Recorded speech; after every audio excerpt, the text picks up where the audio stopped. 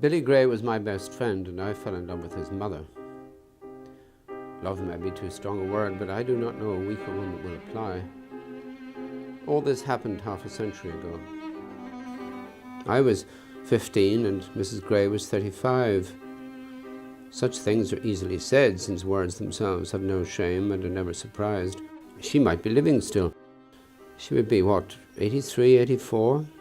That is not a great age these days. What if I were to set off in search of her? That would be a quest. I should like to be in love again. I should like to fall in love again, just once more. We could take a course in monkey gland injections, she and I, and be as we were 50 years ago, helpless in raptures. I wonder how things are with her, assuming she is still of this earth. She was so unhappy then, so unhappy she must have been, despite her valiant and unfailing cheeriness, and I dearly hope she did not continue so. What do I recall of her here in these soft pale days at the lapsing of the year? Images from the far past crowd in my head, and half the time I cannot tell whether they are memories or inventions.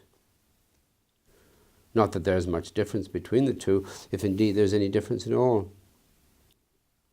Some say that without realizing it, we make it all up as we go along, embroidering and embellishing, and I'm inclined to credit it, for Madame Memory as a great and subtle dissembler. When I look back, all is flux, without beginning and flowing towards no end, or none that I shall experience, except as a final full stop. The items of flotsam that I choose to salvage from the general wreckage, and what is life but a gradual shipwreck, may take on an aspect of inevitability when I put them on display in their glass showcases, but they are random, representative perhaps compellingly so, but random nonetheless. And there were for me two distinct initial manifestations of Mrs. Gray, years apart.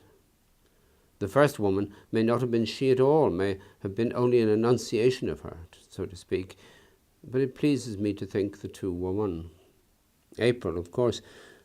Remember what April was like when we were young, that sense of liquid rushing and the wind taking blue scoops out of the air and the birds beside themselves in the budding trees. I was 10 or 11.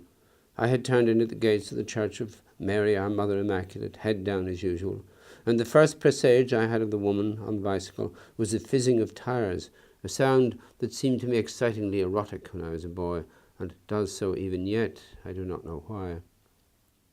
The church stood on a rise, and when I looked up and saw her approaching with the steeple beetling at her back, it seemed thrillingly that she had come swooping down out of the sky at just that moment, and what I had heard was not the sound of tires on the tarmac, but of rapid wings beating the air.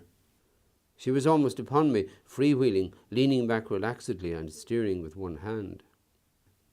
She wore a gabardine raincoat, the tails of it flapping behind to right and left of her like wings, and a blue jumper over a blouse with a white collar. How clearly I see her. I must be making her up. I must be making up these details. Her skirt was wide and loose, and now all at once the spring wind caught it and lifted it, laying her bare all the way up to her waist. Ah, yes.